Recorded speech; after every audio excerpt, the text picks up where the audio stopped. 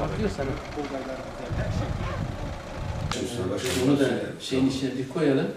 Fiyat olarak ne düşünüyorsunuz? Bak mesela şimdi karada fiyatlar 260, 270, 250 tabi hayvandan göre. Buradaki fiyatlara hem biz besicimizi mağdur etmeyelim, hem 4 parça ekmek 4500-5000 arası dediler.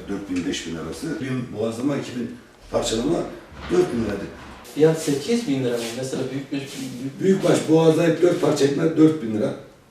He, 4.000 lira. 7 pay gelip teslim etmek 4000 lira. Toplam 8000 lira. Bugün 2024 yılı kurbanlık büyükbaş tosun döve ve inek canlı kilogram fiyatlarını açıklamak üzere bir araya geldik. Hem kurbanlık alacak vatandaşlarımız hem de kurbanlık satacak üreticilerimiz arasında aşağı yukarı bir fiyat aralığının belirlenmesi, yani bir kurbanın ortalama kaça alınıp veya satılacağı konusunda öngörüde bulunabilmesi açısından önemli görüyoruz. Belirlediğimiz fiyatlar en randımanlı birinci sınıf tosun canlı kilogram fiyatı 250 TL, randımanı %50 ve daha düşük tosunun canlı kilogram fiyatı 240 TL, birinci sınıf düve canlı kilogram fiyatı 230 TL ve birinci kalite ineğin canlı kilogram fiyatı ise 220 TL olarak yaptığımız istişare neticesinde belirledik.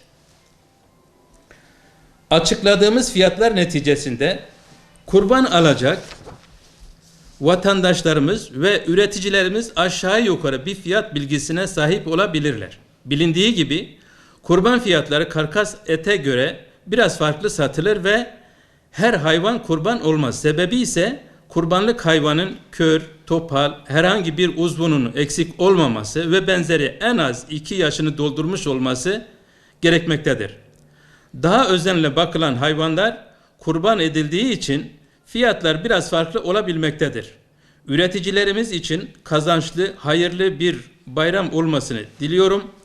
Kurban kesecek vatandaşlarımızın kurbanlarının Allah tarafından kabul olmasını diliyorum. Kesilen kurbanların gerek Malatya'da gerek ülkemizde meydana gelen hastalıkların, afetlerin, yeryüzünde ezilen, zulüm gören Filistinli ve başka coğrafyalardaki Müslüman mazlumların kurtuluşuna vesile olmasını diliyorum. Tüm üreticilerimizin ve hemşerilerimizin bayramını en içten duygularımla kutluyorum. Hayırlara vesile olmasını diliyorum. Şimdi geçen sene kesimimiz, büyükbaş hayvan kesimi 2000 lira boğazlama, 2000 lira da pay şeklindeydi. 4000 liraydı. Bu sene bazı illerde fiyatların 8, 9, 10 aralığında olduğunu başkanlarla istişare ettik. Tabii biz de Malatya'mızın geçirmiş olduğu bu afetten, bu sıkıntıdan dolayı 8.000 lira diye düşünüyoruz açıklamasını. Tabii bu 8.000 lira boğazlayıp 7 pay edip kurban sahibine teslim etmek şeklinde olacak.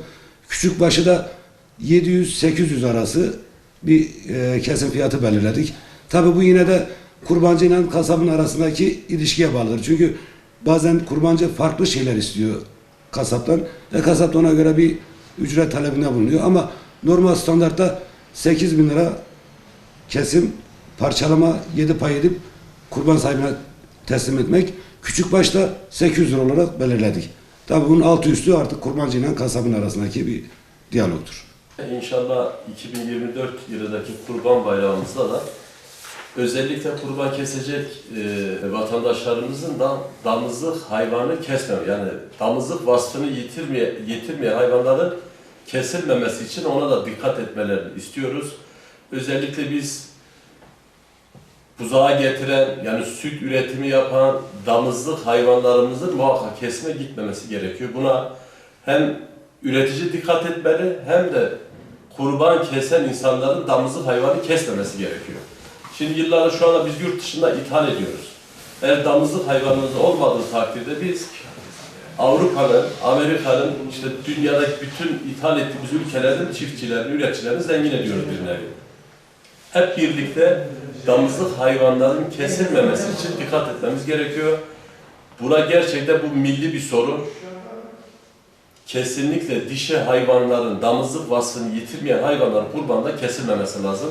Buna bütün Malatya'da hem vatandaşlarımız dikkat etmesini istiyorum, saygılarımı sunuyorum.